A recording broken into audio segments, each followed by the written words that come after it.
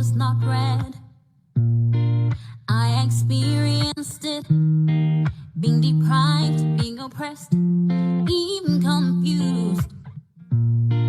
It's enough now, we're taking the power back. We're stronger than before, we're prouder, too strong. The worst is over. From Cape to Cairo, Morocco to Madagascar. From Cape to Cairo, Morocco to Madagascar. Good afternoon and welcome back to the AZAPO online political education platform. And today I am a host to two gentlemen and a lady, and we will be discussing Black economic control and looking at whether this is a possibility or a non-starter. My name is Simpiwa Ashe, and today is the 18th of July, 2021. I have as my guests for this afternoon, Dr. Maphelo Malgas. He is a business academic and a lecturer at the CPUT in the Cape and an entrepreneur. I also have Elvis Sekhaolelo. He is the founding CEO of eKasi Entrepreneurs NPC, as well as the Township Impact Investments. I also have, the lady amongst the gents, Kekeletso Khena. She is a social entrepreneur and a chief technology officer at K-Squared. Welcome to our platform. You are all muted, so if you can. Thank you so much. Appreciate it. Thank you. Thanks. As I said, this is a platform where we are going to really prick your minds and get your views about, this subject of Black economic control, and whether there is a possibility for it or it is just a non-starter. And as I indicated, we will be discussing, this important subject, through you as a panel. And maybe I'll start with Dr. Malgas and just hear his views on, his thoughts about of Black economic control. And is it a possibility or a non-starter, Dr. Malgas? Thank you, Simpiwa, for the invitation and a very complicated topic, Black economic control, a possibility or a non-starter. I'm not even sure where to start.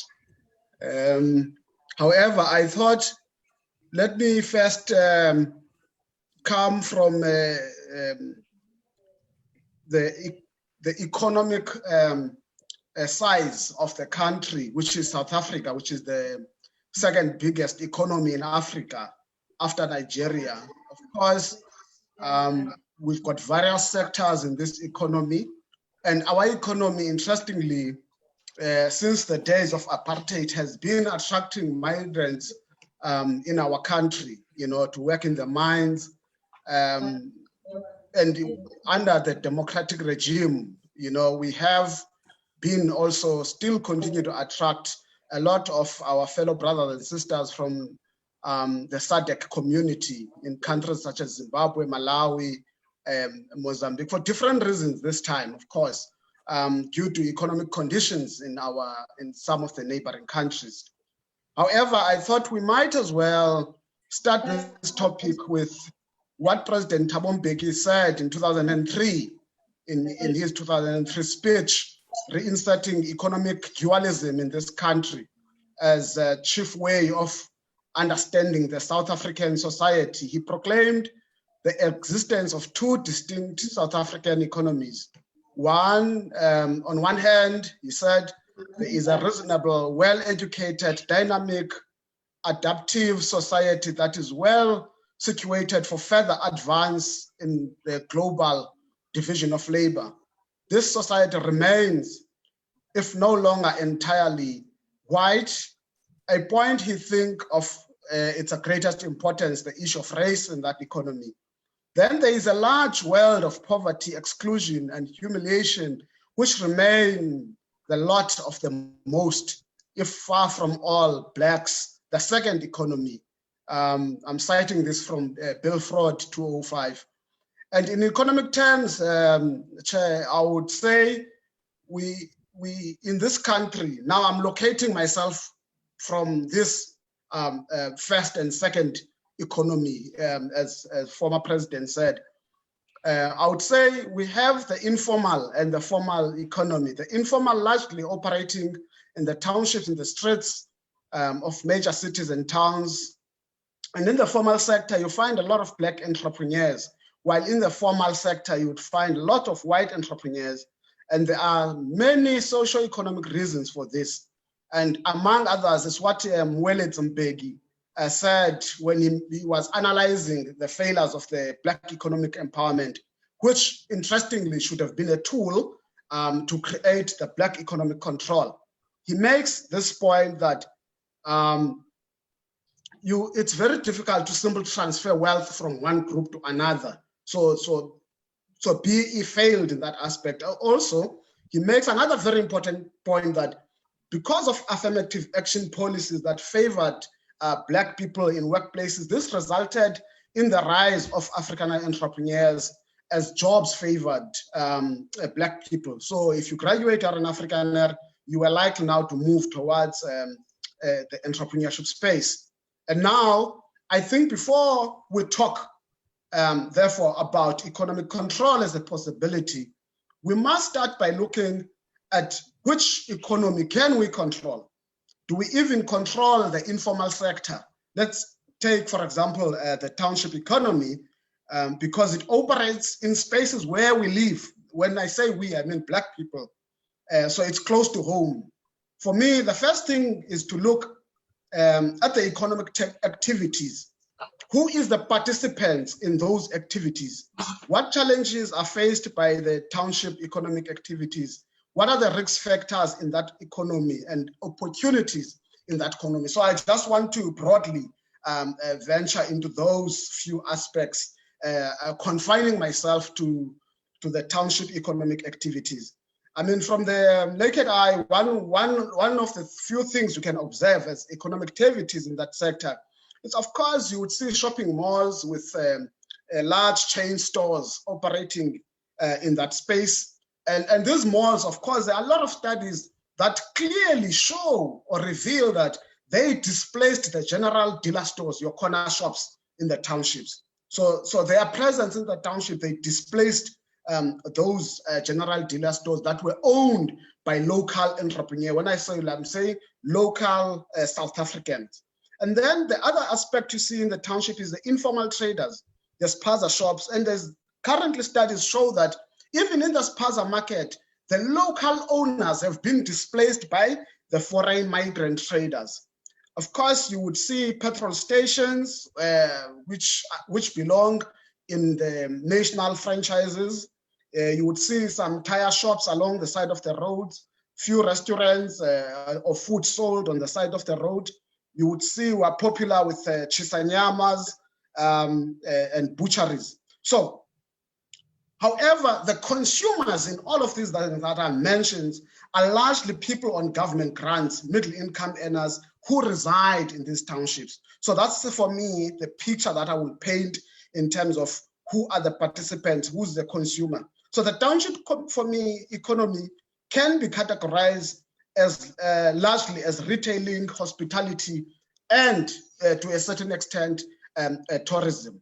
So that's, for me, what I will categorize, Chair, as an economic. And interestingly, there's a study conducted by UNISA, the Bureau of Marketing Research, talking about spaza shops.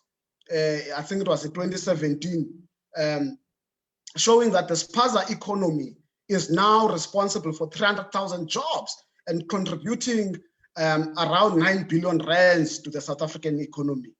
However, the study also stated that total annual retail sales were 316 billion. So we'll compare that 9 billion to the 316 billion in the retail sector.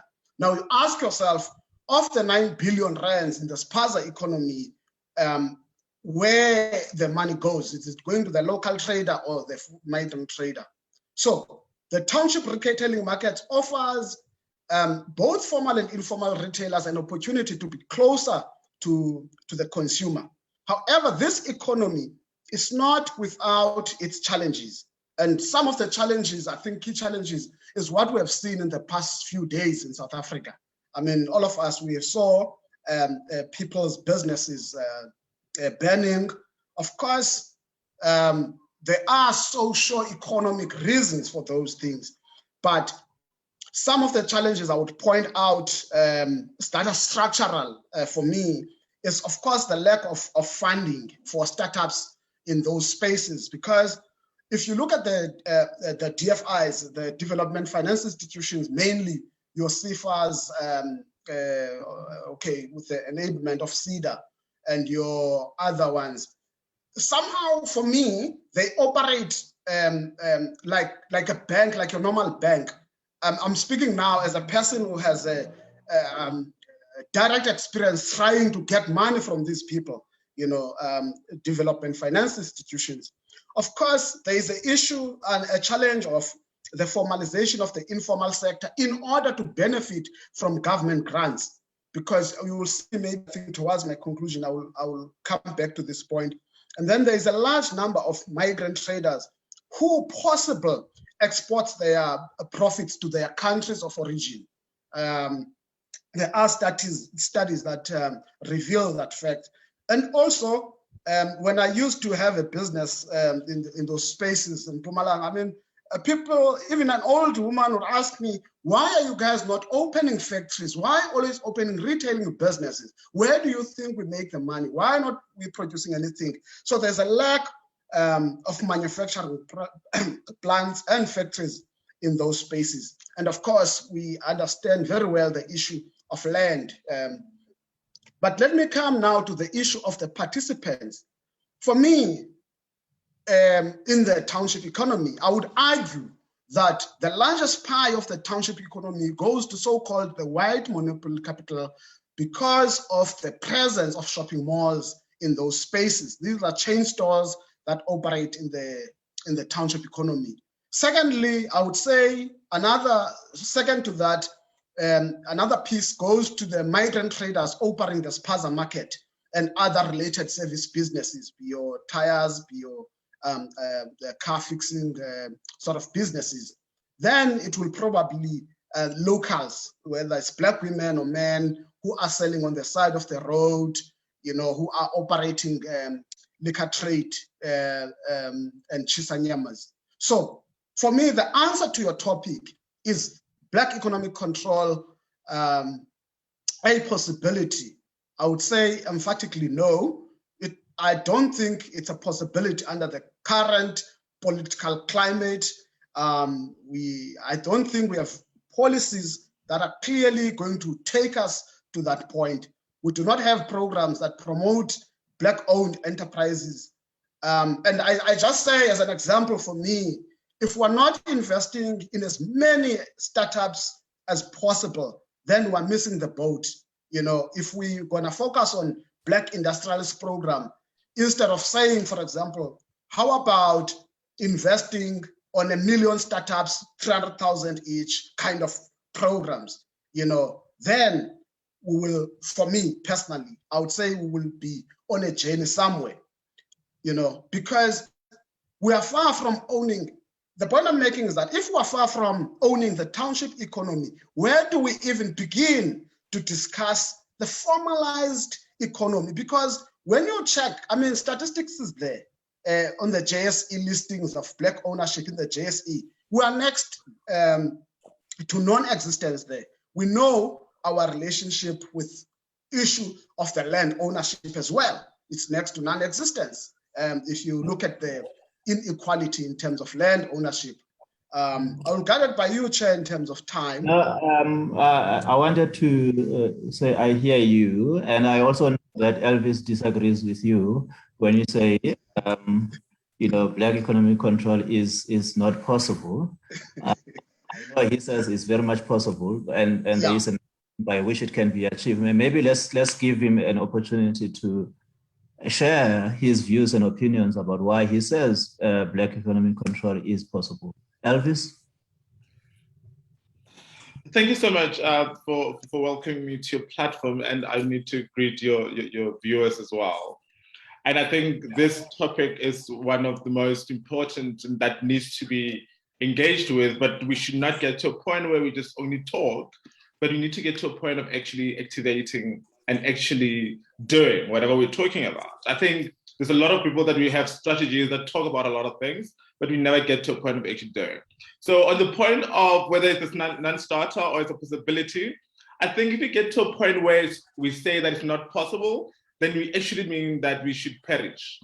Essentially, South Africa has about 80% of Black economic population being Black people. So we actually can be able to control the economic power, but it's a matter of how we want to be able to do it. We talk a lot about the industries that are actually only at the end of the value chain, where we talk about the spaza shops that are selling all these products that are coming from the big giants that are actually producing these guys. But we never get to realize that that is only retail, that is only at the end of the value chain. And if you think about the spaza shops, you talk about that they are contributing to 9 billion of the economy. 9 billion does not necessarily go to them. 90%, 95% of that literally goes to the big conglomerate.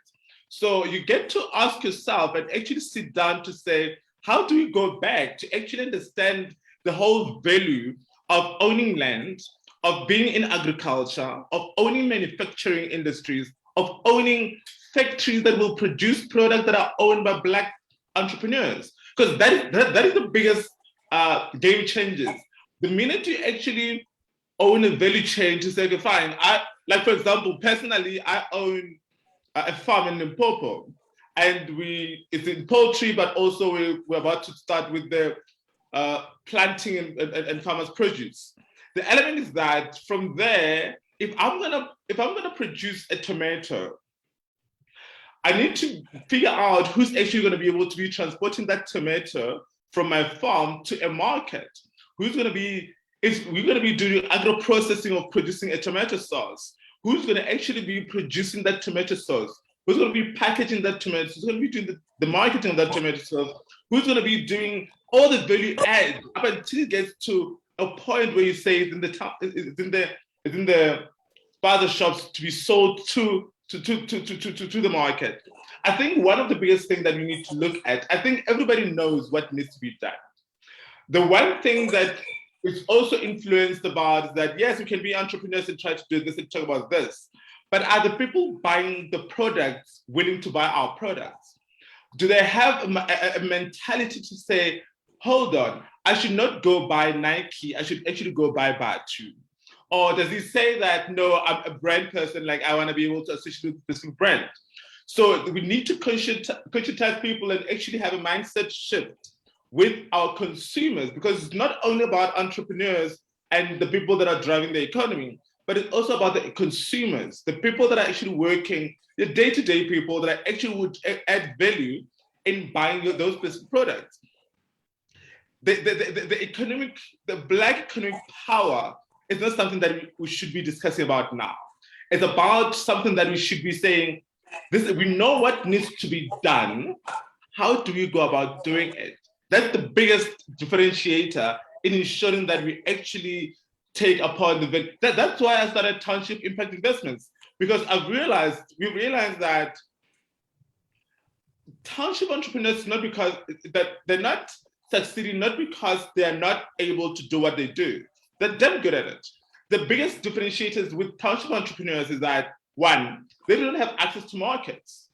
That's the one biggest thing that they do not have access to. Two, they do not have access to funding to be able to grow their businesses at the rate that they want to be able to grow it to. They don't have access to media, to exposure, to growth. And those are the key things. It's not about mentorship. It's not about telling them what to do. They know what to do. They'll actually even tell you innovatively what makes their product more different to the other. What they lack is them being able to have access to markets, selling to the bigger market, be able to produce at a higher rate. And that's where our focus is on. And yes, the American power is very possible. It's a matter of, let us not only focus on the people that have the deep pockets when it comes to the entrepreneurs and the companies that can be able to fund these entrepreneurs, but we also need to look at the consumers. How do we shift their mindset to also support the township specific entrepreneurs, and being able to say, you know what, every month 50% of my money needs to go to township businesses. When I say township businesses, I'm not talking about only sponsor shops. I'm talking about products that are produced in South Africa, products that are produced by Black entrepreneurs, whether it be from Sentin, whether it be from the township, whether it be from the rural villages. But we need to make sure that we make that specific decision as people to ensure that we buy from those people. And that is quite key for me. Thank you. Thanks, Elvis. And I know that the issue of access to market that you're talking about is very close to Keke's heart. And I'm sure she has some views. Can you give us your perspective of whether this is really a non-starter or a possibility, largely because of access issues and other issues that we are very strong about, Keke?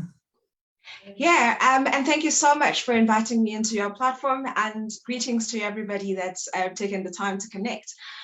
So I got very, very emotional whilst I was preparing for this conversation, because one of the things that I started doing was to do research. So I literally took the actual title of the conversation and I put it onto Google, and I literally asked Google, Black economic control.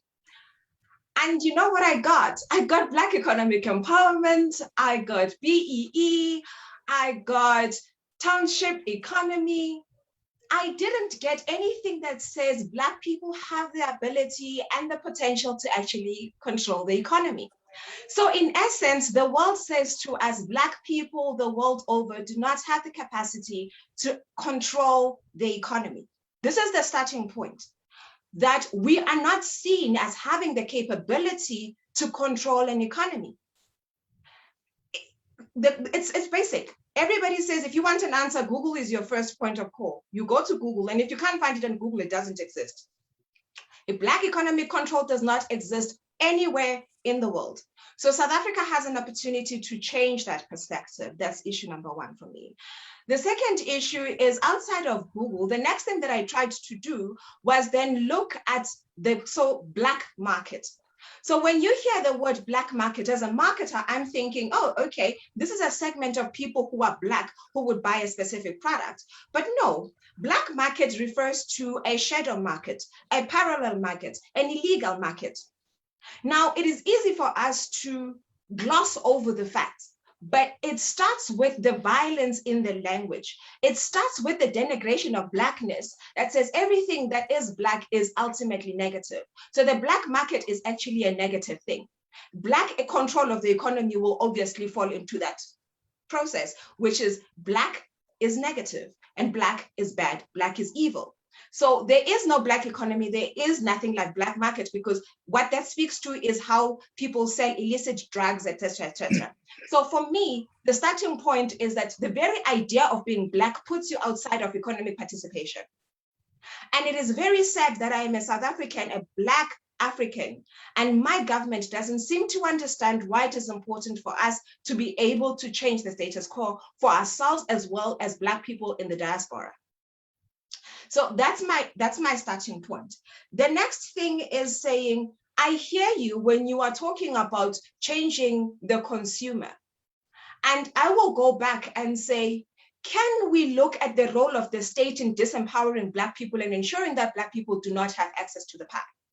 When Black people came in, right at the beginning, when grants were being paid, grants were being paid in township halls. So people would go to the hall and they would get their pay in cash, and then money would be spent right there in the township the minute they walk out of those facilities. What then happens is that our clever government then decides, no, we will actually start paying our grants to Checkers, Pick and Pay, and all of these, the Boxers, etc. So our government moves money away from our people and gives it to white monopoly capital. In actual fact, the oligopolistic retail of South Africa. That was the first thing. Our own government did that. They allowed for malls to come in. When malls come in, what they do is they come with these opening specials. These opening specials start at selling bread for 5 rand. The person who's selling bread for 12 rand obviously comes out and can no longer compete with these people. And it is our government that says it is okay for these big oligopolistic companies to go into the market. The third is today, as we speak, our very own government, which is a grab that I have with government right now, looks at an opportunity which is COVID and doesn't say, how do I begin to equalize the process for Black people by creating an opportunity for Black people to participate, by ensuring that, for instance, these very vaccines are given to Black doctors, Black pharmacies in townships and in rural areas. No, what does our government do? Our government chooses to take it to Discam and to clicks. Again, sidelining Black people. So is economic emancipation, Black economic control possible? I doubt it, not with a government that is as myopic as the government that we currently have. And so we can look at consumers all we want. If there isn't strategic direction and a willingness by government to transform the economy, we are not going anywhere. As a marketer, I'm tempted to go back into what we call heritage brands. Now, heritage brands speak to the likes of Omo. Let's look at Omo. Omo has been around since the 1800s. My great-great-great-grandmother used it. My grandmother used it. My mother used it. Now you have a young Black person saying, I want to produce Omo. I am a biotechnician. I have the ability to produce this. I know how to get it. How does that particular person compete with a heritage brand if our government is not willing to tip the scales in favor of that person?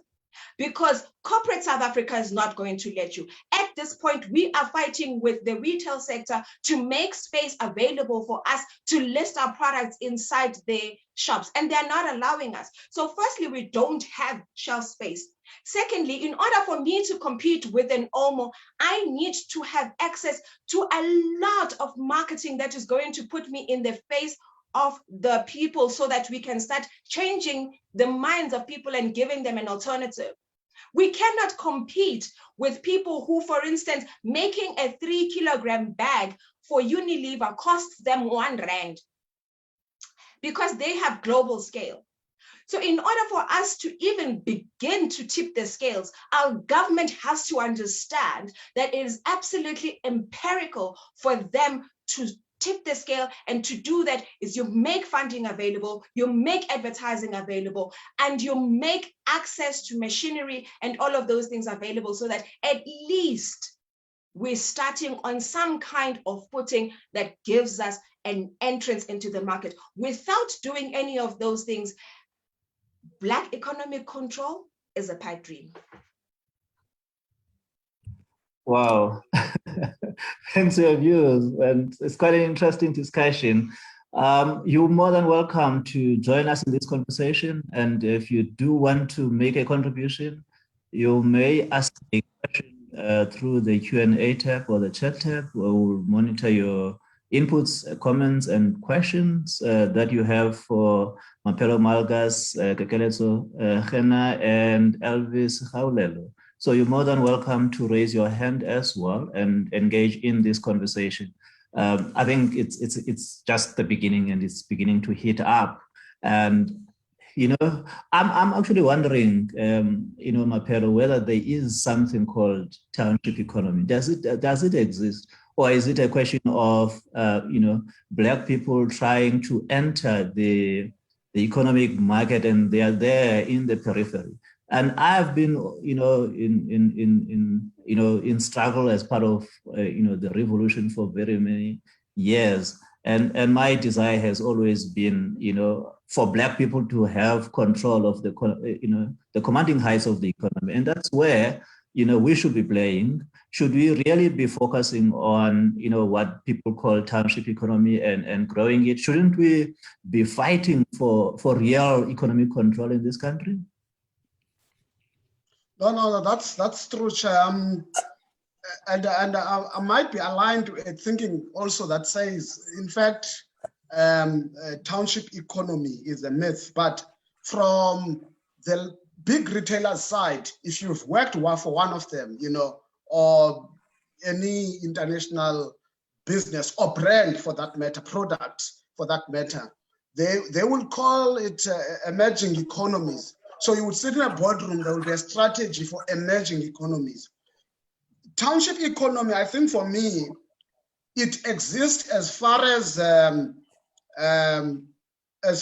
consumer, right, is concerned. So if you have a product, you can classify that there is that market from a consumer perspective, okay? But to look at that economy and say, is it an economy that could be separated? As I indicated earlier, the presence of national chain stores in that economy, does that make those stores belong in that economy? Or it's just an expansion of businesses, of businesses that already exist throughout the city, in a particular city, For me, it's just business growth, But having said that, the benefit of so-called township economy, even from the financiers and retail owners, that the people who own the franchises, is that the likelihood of giving that franchise store to a Black person is higher if it's in the township, if the store is in the township. So if you go, for example, to some retail groups that offer independent licenses to operate a franchise, you would find that those in the townships are likely to be owned by people who are Black. You don't have to necessarily be from that particular township, What are their reasons for that? I'm not sure whether they would call it empowerment. Yes, we should be aiming for the mainstream of the economy as Black people. However, I think it's Elvis who mentioned the issue of the chain, the owning the whole chain. And if you take, for example, let's go back to JSE. And now we're taking the main economy, the indicator of the main economy. What is underpinning those listed entities? Because if you say a Pick and Pay group has so much turnover, of course, who are the suppliers there, right? Is it Unilever, Tiger? Then who owns those suppliers, right? Who is the producer of any type of product that they sell? Secondly, the structure of the economy is such that if that main economy is in the hands of white people, therefore it means that an entrepreneur that comes up with a product that's trying to list that product at a macro, at a Pick and Pay, at a Spar, will have so much difficulties than an entrepreneur from Stellenbosch. So that's the structure of the economy, But if that economy was owned by somebody who looks like you, therefore, it might be easier for you to penetrate in that economy. So without structural policies that enable Black people to participate in that economy. However, from where I'm seated, I don't think only the policies will assist us. I am also of the view that entrepreneurial culture is perhaps lower among Black people. Yes, we've seen our grandmothers at a social, economic level, but the entrepreneurial culture is not harnessed from even at a school basic education level, right? Because there's what you say, what you call it, but when you try and replicate what your folks were doing, kind of thing. Now, if you grew up in a space where most people were teachers, nurses, and that kind of thing, it's not easier for you than a person who grew up in a family of entrepreneurs, for example. So, so let me end there for the moment. Keke is disagreed with you, and Yes, she's shaking her head and saying, But you know, the interesting thing is that Keke, government is supposed to be the agency that enables, us to enter the market, that enables, Black economic control. And you saying, if, government cannot enable us and cannot empower, because I mean, Black economic empowerment should really be about government, playing its role as an agency for access, for economic control, for Black people to develop the culture that Malgas is talking about. Why are you shaking your head? Okay, so I don't like the idea that an African economy is owned by white people and we must be empowered to enter it, right? Like right there, we have a problem. Right there, we have a problem. And for a government of ours to go into the status quo that makes us beggars of our own resources is very problematic for me. That is my starting point. I'm concerned that we should be empowered to be given a piece of our own economy. And we should be okay with the fact that we are being given like a small piece. And so that's the starting point. The premise of Black economic control is completely wrong right there. So if the premise is wrong, everything that you do beyond that is going to go haywire. When Black people agreed to a constitution that was going to protect the wealth of white people, we sold the dream of the Black child. We signed a constitution that says it's okay to stay with the status quo, and we must beg white people to give us a share of what is ours. Yeah. It is one thing for us to talk about entrepreneurialness, because I believe that my people are entrepreneurs, and they've always been. We were traders when white people came.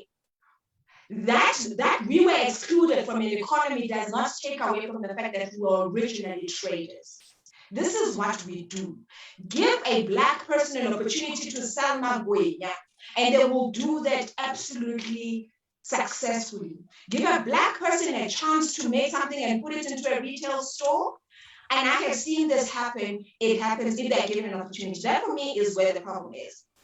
We do not have opportunities. But I want to go into the issue of how we talk about consumers being the ones that have the ability to change what is happening. It is impossible for consumers to buy Black products because they don't have money to buy Black products. They do not have the economic means to buy what you make. So there needs to be an equalizer that empowers Black people to have money.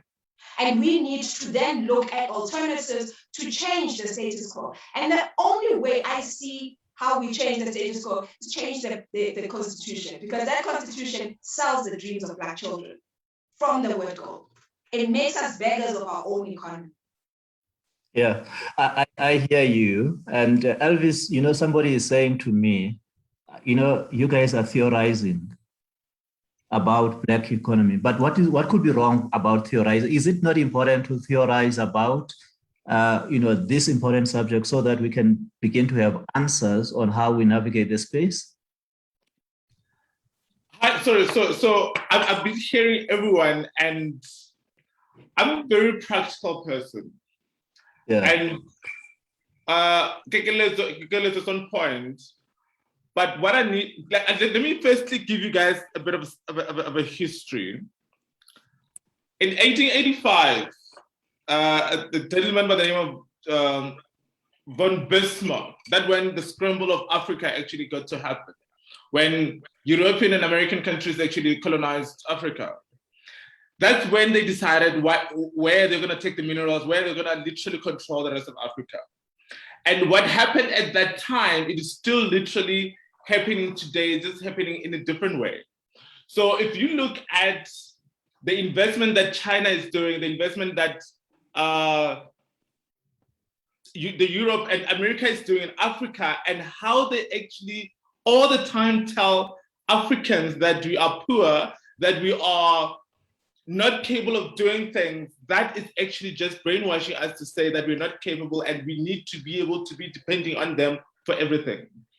And they come back with a whole lot of policies, a whole lot of rules that literally makes us believe that we are inadequate of our own capabilities. If you look at a lot of things, a lot of innovations, a lot of first things that happened, they actually happened in Africa. Look at what is the first country that actually delivered medication by drones? That was Rwanda. If you look at a whole lot of innovation, a lot of things that happened in Africa, literally in the world actually happened in Africa. So there is actually a committee that actually is working on ensuring that African leaders and African people believe that they're inferior to them. And the minute, now I'm going back to the whole element of the black and white economy, or even who actually has a control of economic power in South Africa or in Africa. But also, what does it mean when you say a township economy? What do we say when you say, and I'm going to give you an example of a couple of them. So I'm an LGBTIQ community activist, and we talk about the pink money. Essentially what the pink money means is that it is the wealth that is coming from the LGBTQI community. And we are very specific and very picky with what we buy, or what we do, with the events and a whole lot of things that we actually get to do. Yes, the Zampila was actually right when he says that it's more of a market to say the consumers, what are they able to do, and what can they be able to buy? But it goes to a point of saying, actually, there are businesses and institutions that are literally creating products and services for those specific markets.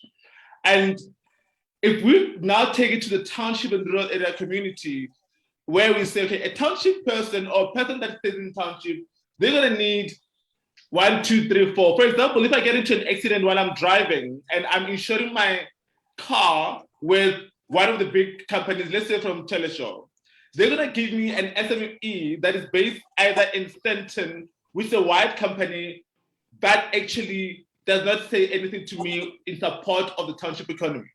So we have actually boxed our wealth within the white monopoly and oligopolistic companies, like Kekeletso is saying. Our insurance companies, our installments that we buy, we pay for a lot of things that we buy. When we go and actually buy things, we buy from all those institutions, and we start realizing this thing. So when we say that we have a mechanic in the township, how do we make them compliant to make sure that they can be able to access our wealth in us actually supporting them when I get into an accident? How do we challenge all these retailers and big malls to ensure that? So we're saying, let us not try to get a piece of a cake that's already baked. Let us create our own cake that we can be able to maneuver and ensure that it has its own rules and on how we can be able to run it. There are different ways and different methodologies to do that from all the different developing countries on how to better use the policies that are currently there. Yes, we may look at augmenting and changing policies as we go, but given what we have, at this current point in time, how do we make sure that we create economic values? How do we make sure that we create pockets of opportunities, pockets of value chain that will develop and actually empower a black, okay, let me not use that word, ensure that a black child own the economic value and the economic power in the country, and we do not depend on the wide economy, as it's said. No, that's a mouthful. Somdaka, you wanted to make an input. If you can just unmute and make your contribution.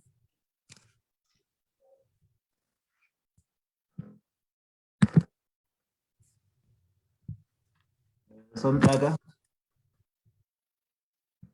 Okay, can you hear me? I now? can. Can you hear me now? Yeah, please go ahead. Hello? Please go Okay. ahead. Yeah, I've got my own issues as to how government, especially the Department of Small Business, how it is treating SME development in this country. But I won't go there. But I would like us to talk about us as Black people and pose a question that says, have we lost the spirit of entrepreneurship as Black people? I mean, there was a program that I was once involved in, assisting spaza shops in the township. When we went to this township, we struggled to get, spaza shops that are owned by South Africans. I mean, you go to the rural areas where we used to have, general dealers, and those shops or stalls, are taken by your so-called foreign nationals.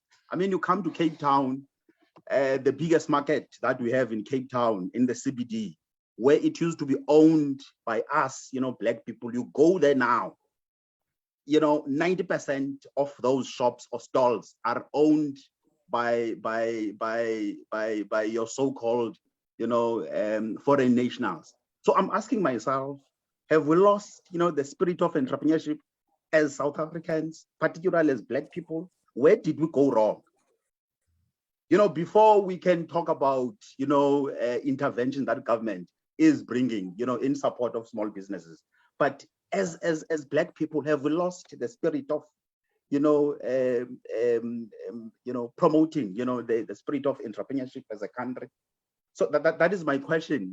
I'm addressing this, talking about, the township economy that we spoke about, earlier when we started. So that is my question that I want to pose to the panel. Okay, no, thanks, Somdaga. And here's Keke with her hand up, and I think she wants to venture into your question. Absolutely. So thank you so much, Somdaga, for asking that question. I don't think we have lost the entrepreneurial spirit. I'm going to give you a classical example. So over and above the work that I do as a biotech entrepreneur, which is producing cosmetics using African indigenous ingredients, I own a hair salon. Now, people will tell you that at this point, there aren't a number of Black-owned hair salons. I want to tell you what the challenges are. I'm probably one of a few South African-owned Black salons that has survived to this date, including COVID. The majority of the salons that you see in and maybe even the spaza shops, it's exactly the same thing. There are rules in South Africa, and the rules say if you have a house, that house can only 20% of that house can be used for business purposes. These are rules that are gazetted. Now, as a South African, I'm held to a standard that says I cannot use that house as accommodation. So my business must have a separate place for me to house my business, and I must have a separate place for me to house my home. At which point I must now pay rent at home and rent for the business. The foreign nationals, on the other hand, are not held to the same standard. Our taxman is asleep. The foreign national can go to Jumbo, buy stock, claim that they are removing the stock out of South Africa to a foreign country, claim their VAT back, and go back and sell that product at the normal markup, and still add the money that they got from the VAT, which I cannot do as a South African. That's issue number 2. Issue number 3, I have to register with the bargaining council, ensure that I pay fair wages, employment, UIF, all of these things, register for my taxes, do my business registration and numbers and the payment to CIPC, have an accountant, do all of these things. Foreign nationals are not held to the same standards. My staff cannot earn 5 rand. I cannot do that. But foreign nationals can do that. The other alternative is that these very businesses are used as fronting agencies for drug peddling. And So if somebody is funding that business with additional funds that are coming from an illicit market, how do you compete with that? So I'm not in any way trying to justify some of the laziness that we are seeing in with our people. There is definitely an element of laziness, but there's also structural issues that prevent South African Black businesses from being part of the economy, and we need to address those. No, thanks, Keke. I think what we need to admit in all of this is that Black people, there are some of Black people who are active in the economy. And there are some of these people who mainly operate within the townships and villages to do business and promote their businesses so that they can participate in the economy. So, and if you look at the numbers that Maphelo was talking about, these range into billions in terms of their contributions to growing the economy of the country. So you cannot run away from the fact that we are participating in the economy. But now the question is, how do we begin to mainstream this economy so that it can contribute to the bigger share of the economic environment in South Africa? How do we do that, Dr. Malgas? Mainstreaming what? The informal economy or the township? Mainstreaming, is it possible? Is it something that can be mainstreamed? The economy that many people refer to as township economy. Mm. That is essentially where the majority of Black people are playing at. I don't want to really talk about the Mutsipes of this world who are really commanding heights of the economy, because that is a minute group of people who benefited through the affirmative action programs. And I'm not too sure to what extent has that program benefited the vast majority of our people. Maybe you can comment on that as well. Yes. Interestingly, when we talk of economy, I mean, basic business principles, you will talk of a product and a service, that other people are basically qualified to offer services, whilst others will probably be in the productive sectors, produce goods that can be consumed in the market. And I just wanted firstly to also bypass, maybe before I venture into this one, on the issue of theorizing. I think somebody raised that to say its importance, because perhaps those people, if they've never competed practically, which some of us have, luckily I've played on both sides with a Somali trader or those kind of traders, and you kind of begin to say, what is this phenomenon? Is this like a once-off thing I'm dealing with? Then you talk to another fellow business person in another area and they're experiencing the same thing. Then you've got to say, probably these people have a business crypto model that they follow, and maybe we can learn one or two things. And without research and theorizing about those, even now talking about the existence of township economy, the existence of shopping malls that displaced, which also Somtaga alluded to, displaced the general dealer stores, even all the villages. I'm from the Eastern Cape. I grew up with a store at home. I mean, there was a business. And in my village right now, you would find that it's somebody from Bangladesh. And this is a village far away from town that runs that business. I could tell you all the families that had general, and this is a phenomenon which needs to be researched, so that if government had to do policy, right, to turn things around, they need to know exactly what they need to do, But coming back to your question, let me talk about services, service businesses.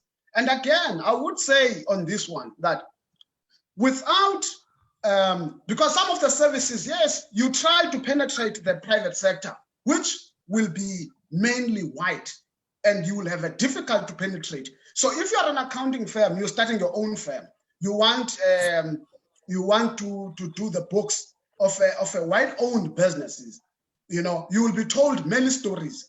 But if government can be unapologetic in terms of offering those services, you know, to Black people who are well qualified to provide, whether it's engineering, whether it's accounting, whether you are talking about banking, you know, be unapologetic in terms of giving those kind of work. You talk legal services.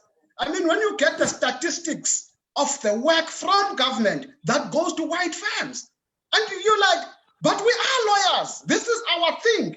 Being a lawyer and a doctor, at least those two I know, that's us. We dominate those spaces. But how can we still struggle in those spaces, yet there is money, we pay the tax, but most of the work goes there, right? Now, you have not even begun to talk about an entrepreneur in the township who needs to do a route to market strategy for a product from the township. Because like any business, once you capture the market close to you, let's say I'm in zone 5, I will try to capture the whole township, but I still need to grow my business. Now, that's where government comes in and becomes an enabler for you to become even a multinational without being enabled by government. Hence, even presidents, they travel with business people across the world, you know, and try to open up new markets for local businesses. And to just as a way of closing, make an example about, I once had a conversation with somebody who was running the tourism services, the body by government though, to say for them in Soweto, for the entrepreneurs in Soweto to get foreign tourists, right, to go to their eateries in Soweto, they had to take those Soweto people, take them to different countries, looking at the statistics of which tourist comes to Johannesburg, to say, this is the kind of food we produce, this is the kind of things we can offer you when you arrive in Soweto, so that when the tourist arrives in Johannesburg and the white firm is a tour guide, when they get to Soweto, the tourists now must insist to go and eat, right, in a joint in Soweto, in a restaurant in Soweto. Because other than that, the tour guide, which is white, once they finish at the Hector Peterson Museum, you will be pushing those tourists to go eat and something. So without the enablement of that umbrella body in terms of tourism, without the enablement for those entrepreneurs in Soweto, most of those who are closer to the Hector Peterson Museum, they will still not have had the kind of exposure they have. Then once the first group of tourists begin to emerge, therefore, then they start to get more business and more business. It becomes normal for even white firms now to drop off their tourists, which means revenue for locals, which means expansions. And they've built beautiful eateries right now in those kind of spaces. But government is central to enable those kind of entrepreneurs. Thank you. Elvis?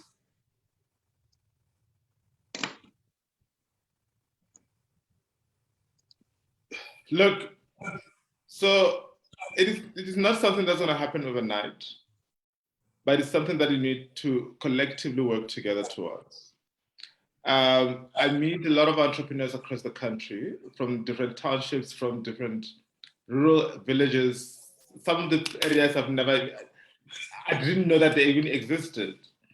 But we need to, just taking a step back, we generalize a lot when we say government does this, government does this. I think there's also quite a lot of people in government that are entrepreneurial in their mindset, and they're trying to change things.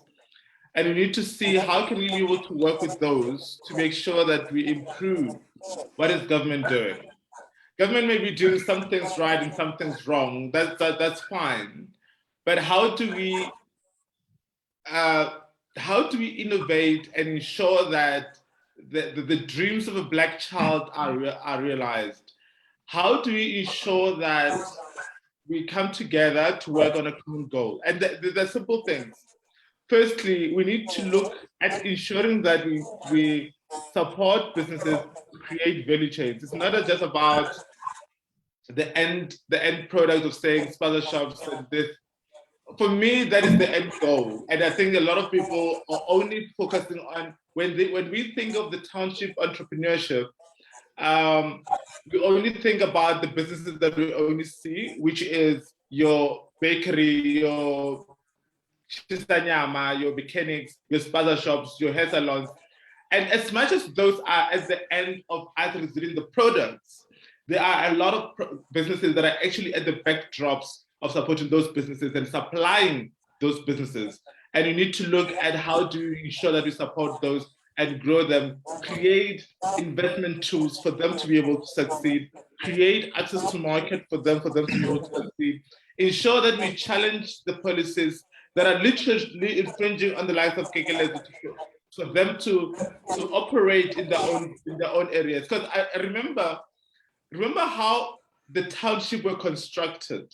The township were constructed as a place where Black people get to be and get to sleep at, for them to be able to come work in the factories. It was never in any way created for production and progress and businesses. And hence those policies are there. I remember in the Western Cape, we abolished about 144 policies that actually infringed on the operations and the development of entrepreneurs.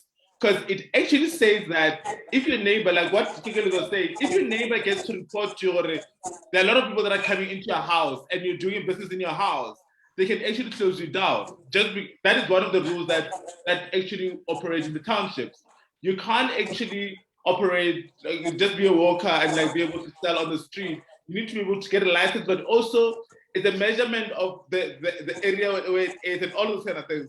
So there's a whole lot of policies that are there that were created during the apartheid era that we're still literally working and operating under without realizing all of this.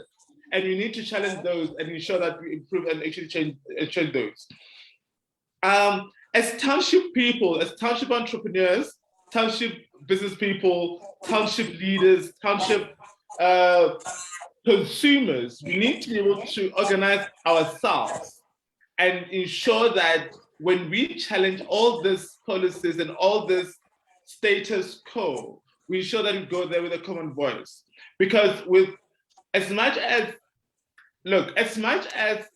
protest is good, it's a matter of what kind of protest it is. The protest needs to be able to make sure that it gets to the right hands, that it can be able to get the powers and change things that you want to change, but not to be able to demolish structures and ensure that they take us back to many, many years back. So it's a matter of how you implement all these things and how you ensure that they get to be done properly, where it does not literally demolish what we've grown. Because all the time we're going to be saying we want a better thing, but we can't be saying we want a better thing and then demolish everything that we've built in the past 20 years. We need to say, fine, we have been here in the past 20 years. How do we walk the next 10 years? How do you walk the next 50, the next 100? How do we ensure that with what we have, we build on and create more opportunities, as opposed to literally demolishing everything? That's, for me, I'm against that. And lastly, the township entrepreneurs are innovators. And like we're saying, let's not try to, the whole element of saying we're empowering them and we're giving them what they have. We have everything. What we need is just ensuring that we come together and ensure that we support our own to ensure that they actually get to grow. Because if you look at the value chain, not the value chain of entrepreneurship, but the value chain of life.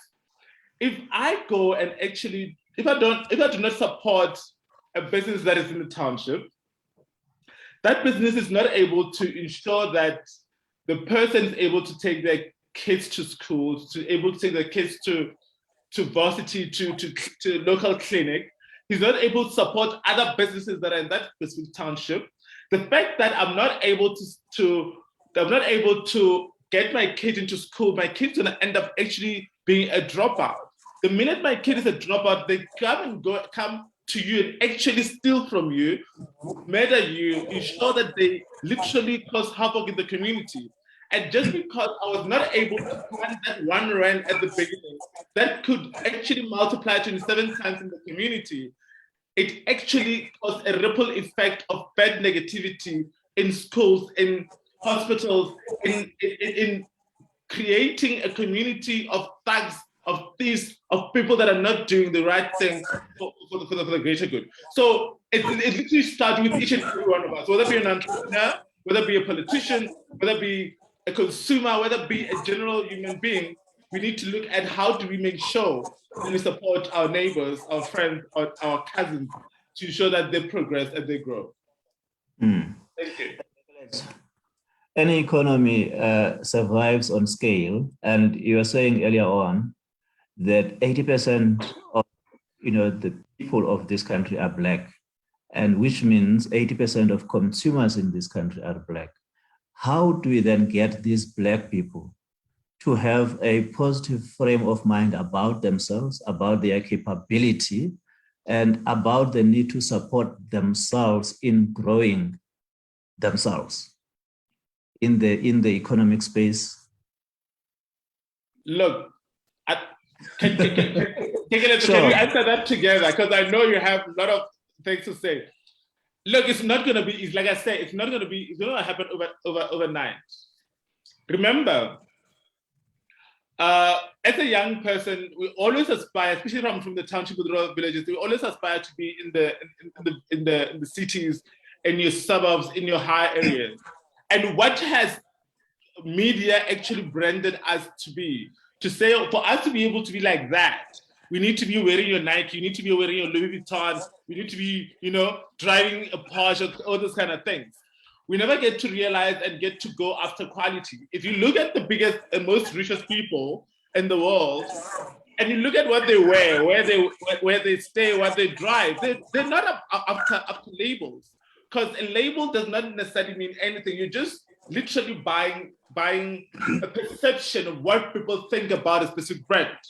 You're not buying quality, you're not buying the product, you're not supporting the very chain in any way that's actually going to come back to adding to your own personal value. So, like I said, it's about creating, it's a mindset shift of convincing Black people about the long-term value of investing in themselves, of investing in their community, investing in the people that they actually all every time they're with. But it's not going to happen with only community or the entrepreneurs communicate with their people. We need institutions that are going to be able to now communicate those kind of messages. We need celebrities that are going to be able to take over the campaign to say, how do we ensure that I become an influencer? Like these people, they say they're Instagram influencer or whatever. Why can't they be able to influence about the positive values of supporting township entrepreneurs? Why can't they be able to, why can't we have influencers that say, you know what, this is who I am, this is what I cook in my kitchen, this is where it comes from, this is where I stay, this is who I'm wearing, this is, and all of that being township and rural entrepreneurs, creating that kind of support to say, I want to be able to ensure that 50% of my salary end up in the hands of Black people. We need to get to that point. Look, where I'm coming from, Kekeletso, is that about not so long ago, maybe 60, 70 years ago, white Afrikaners were so poor in this country. They were really, really poor. And look at where they are right now, through supporting each other, through fighting for each other. And they launched a lot of campaigns. They launched, farming campaigns. They launched education campaigns. They launched, business campaigns. And a lot of organizations and structures were set up to enable, the growth and eminence of white Afrikanerdom. And, we want to learn from other people from outside of the continent, outside of, ourselves. And yet we have an example, albeit it was really driven by a philosophy of Afrikanerdom, a philosophy of apartheid. And that in itself is a learning that we should not discount. Malgas?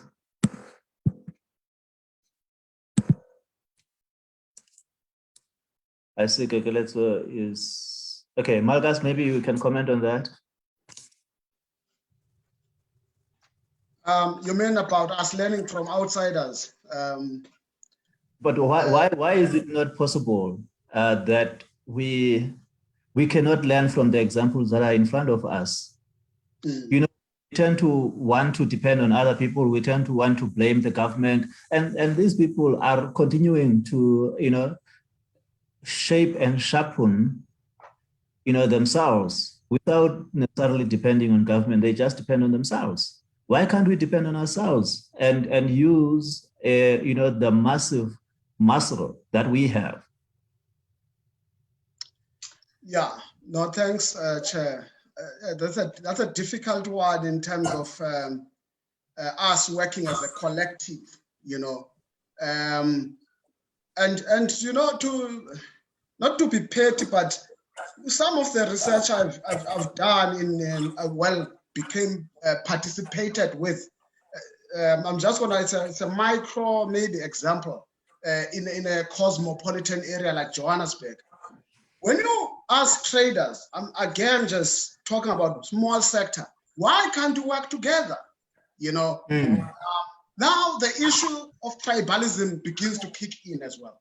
You know, we begin to have those kinds of conversations that why must I work with so-and-so from Natal? You know, why must I work with so-and-so from Eastern Cape? Those kind of conversation. And people don't work, but they are facing I don't want to say common enemy, but they are facing the same competitor. They have a problem with the same competitor who's organized, you know. And interestingly, if you look at even how some of the chain stores have come together, it would have been small businesses that decided to come together, create a franchise to fight the big guys. That's how some of the big franchise stores have come about. But the unity of Black people, I don't know whether post-94, even as consumers, we won't probably speak the same language, act in the interest of products that are produced by us. You know, we'll always prefer something that's been produced elsewhere. Even in with products that are produced even that you see in some of the township areas, you are not familiar with these products. But to cut the long story short, one of the points I can make is that customers are as loyal as their options. Simple, you know. If you are a customer, you look at your options. If the person is from Mozambique, is selling Mautwane for 4 rands, and you are a South African, you are selling them for 8 rands, my option is 4 rands, you know? So those are the kind of decision from a consumer behavior perspective that you begin to find. So the consumer does not begin to say, no, you are a local. Also, how you conduct your business as a local person is very key, because some of this business you find that they will offer credit while the local maybe doesn't offer credit, you know, and the people now tend to gravitate towards the person because of their economic conditions. So the conditions will dictate that I behave this way as a consumer. So your question also relies, I hear it from your question from a political level, but your question also moves now to a consumer kind of psychology and behavior sort of space. So for me, I think there's a tension now between the two in terms of looking at your question from a political level and from a consumer, because as a consumer, I'm loyal as my options. The real question, Kekeletso, is why don't we have an association of Black salon owners that would run their own warehouse, produce their own products, supply their own, you know, chain stores across the country, and make sure that as Black salon owners, you are profitable and you scale? Okay. So I think there's a number of things that I want to respond to. The first is this notion of the township economy to start off with.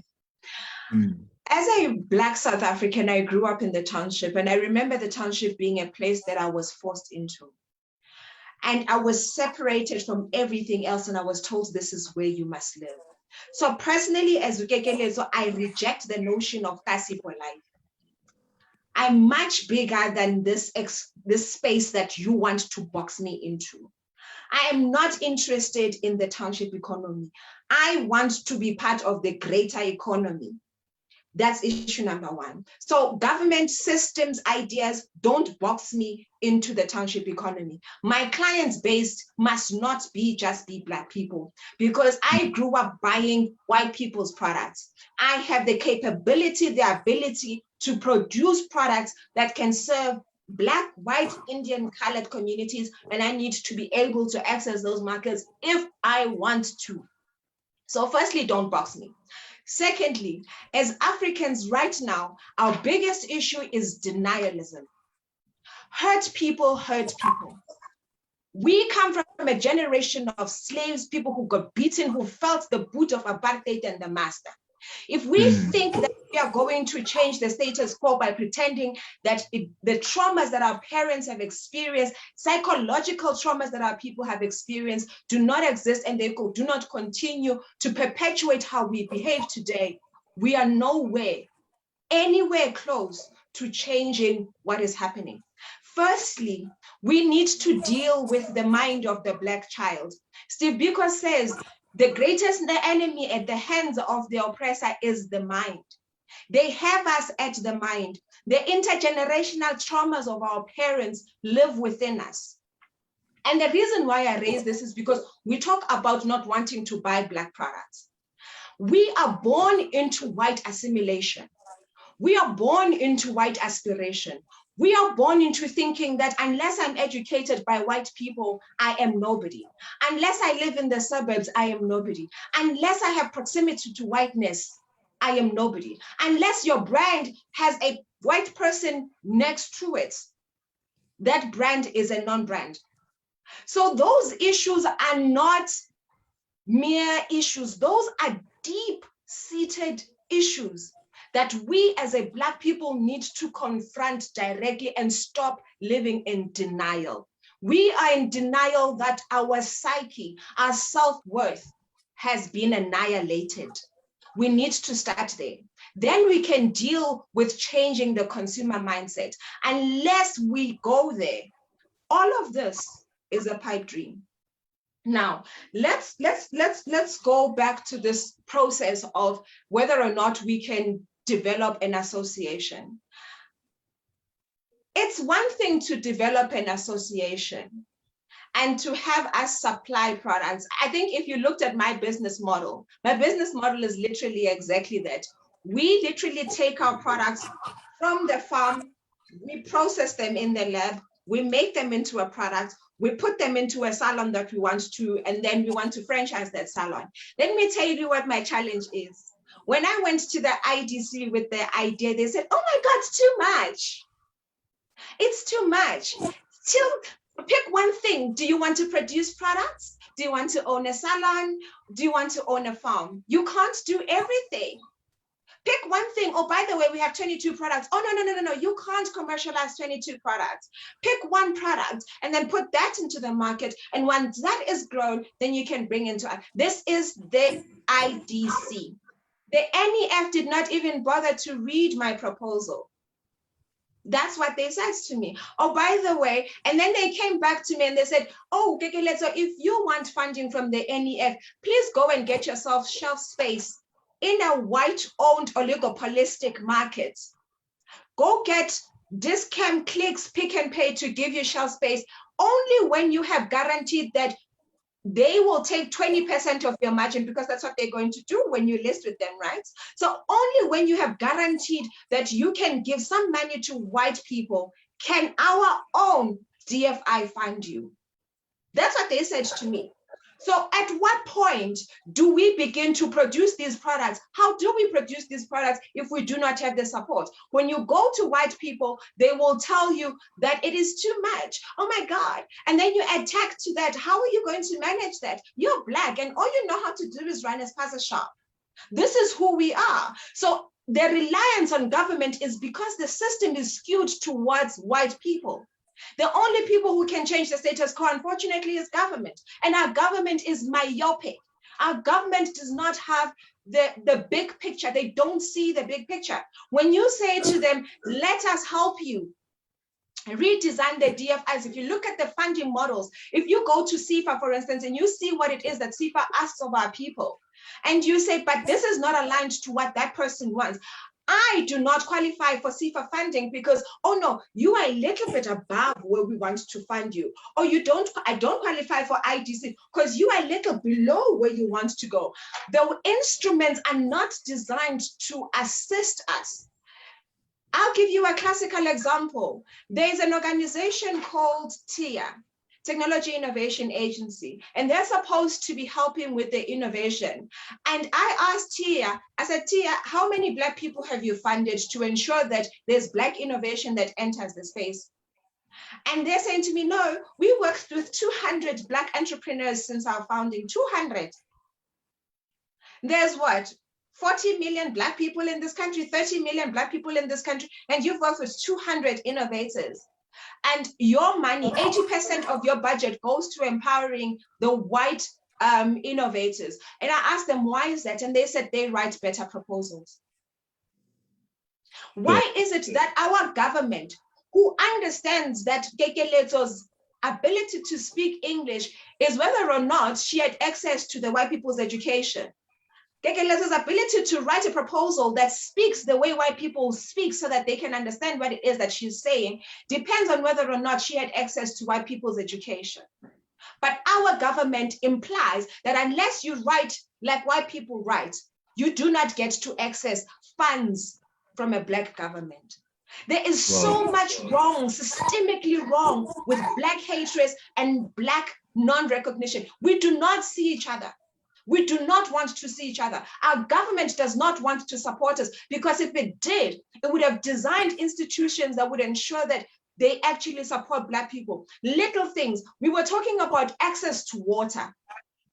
Black people use water for different things. One of the things that Black people use water for is prayer. Our own Department of Water Affairs has not listed Black people as users of water in rivers for praying. Our government, they do not see us. They do not see themselves. And all of it comes from the fact that hurt people hurt people. The very people who lead our government felt the boot of the Afrikaner on their neck, and they have continued to do that to every single Black South African to date. So unless we start healing ourselves, we are not going to change anything. All of this depends on whether or not we are willing to see ourselves, if we are willing to heal ourselves and begin the building process. We are not going to build from a place of lies. Well, thanks, Kekeletso. Our time is up. Elvis, your concluding remarks. What do we need to do? How do we move forward? With all honesty, I think I concur with Kekeletso. I think I would be diluting what Kekeletso is saying. And it boils down to the policies, the requirements. There's a lot of ring fencing that are needed, but yet they're not allowing the Black people to be able to access all of those opportunities. In the past 10 years with eKasi entrepreneurs, we've been trying to fight a fight that we've not yet won, but I believe that in the coming years, we'd actually get to a point where we literally come to solutions of actually doing that. But the reality is that we're not saying government is useless, but the reality is that government is not necessarily working innovatively to support entrepreneurs, and it needs to get to a point where it innovates, it changes, and gets to accommodate the Black entrepreneurs and what they need, not necessarily come to us with what they think that we need. I think that is the most important thing, because without that, if we cannot be able to meet together on one understanding, then we're going to miss each other all the way. There's going to be money that is supporting the people that are not necessarily needing the support, and the people that actually truly need the support are going to be missed. But how do we? The element is, I don't have a one answer, one word answer, one sentence answer to say this is how we're going to be able to support it. But I know what is wrong. We all know what needs to happen. But it's a matter of who needs to do it and how do we need to do it. What is the timeline of it happening? And by when should it happen? That's essentially what I think. With all the talking, we all talk of the same thing. We've been talking about the challenges and the issues that all the same. I think we all know what's wrong, what is not happening. We need to say what needs to happen, when, how, and by who. That's all that needs to happen. And I'm up for that. Make sure that it actually gets to happen. Dr. Maphelo, Malgas, what needs to happen? Thanks, Chair. I think also, 100% I agree with Kekeletso. But you look at that and say, how long will it take? Structural problems, they would require a fundamental change. But for me to confine myself perhaps in what I would so-call sphere of influence that I'm in, at the moment, one of the things I think our institutions of higher learning, because we always talk about unemployed graduates all the time.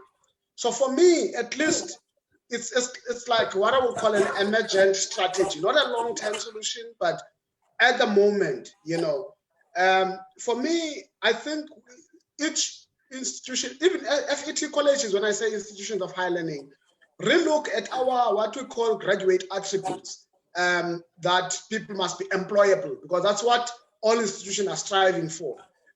They want to create this person that can be employed, the employment seeker. But if we can begin to transform that to create a graduate attribute of an employment creator, right?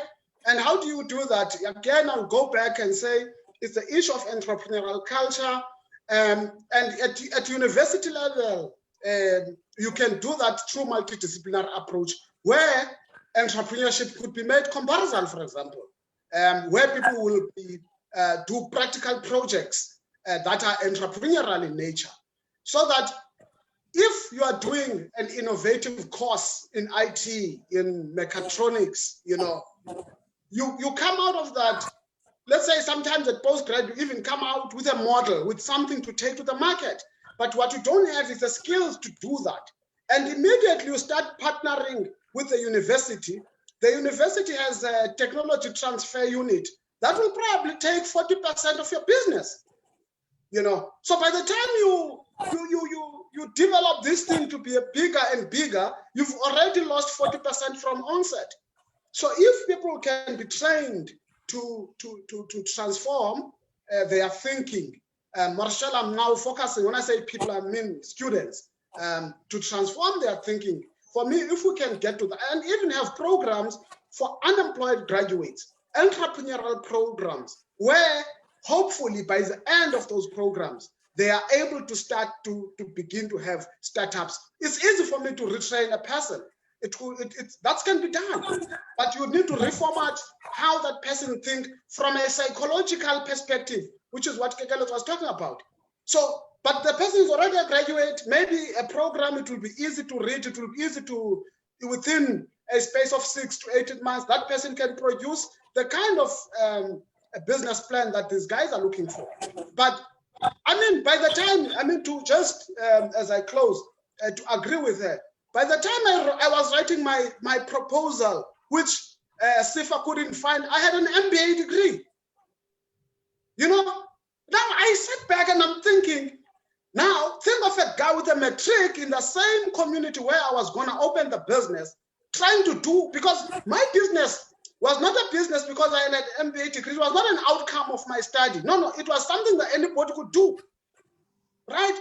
But now that anybody trying to even read those documents, oh my God, So we have that structural problem. Let me end there, Chair.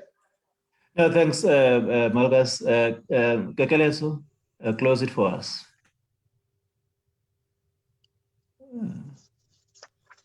In closing, for me, Elvis, you spoke about the current riots, and here's my take on it. Don't ask me to protect an economy I'm not a part of. Do not ask me to protect a job I do not have.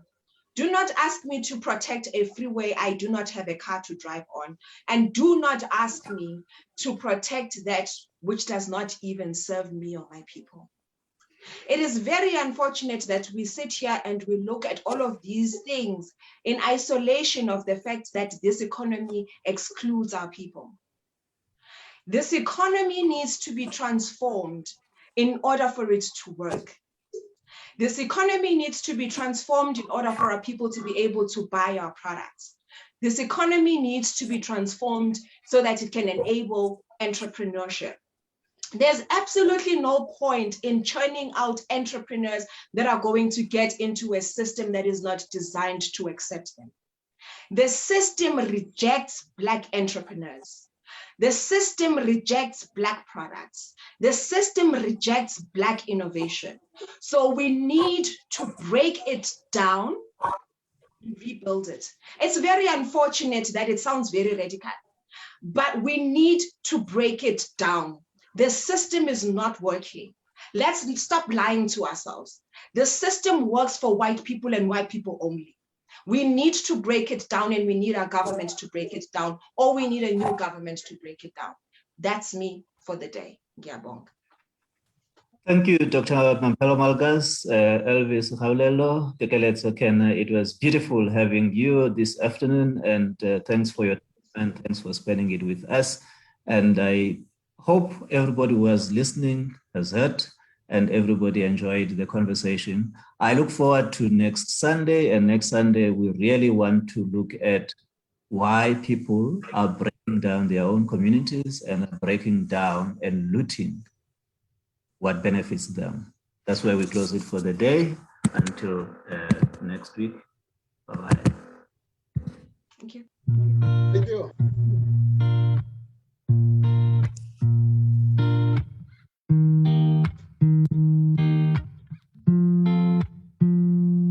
Ooh, yeah. Yeah. Oh, yeah. Listen, the struggle was not red. I experienced it, being deprived, being oppressed, even confused. It's enough now, we're taking the power back. We're stronger than before, we're proud, prouder to